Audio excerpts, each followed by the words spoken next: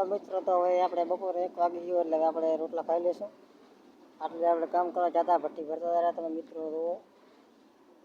હવે આપણે આ રોટલા ખાવા.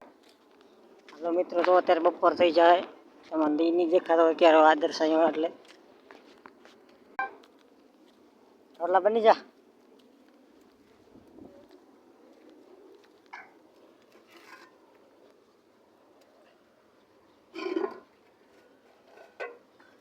મિત્રો તો ગુવાર ફળીનું શાક બનાવ્યું હોય.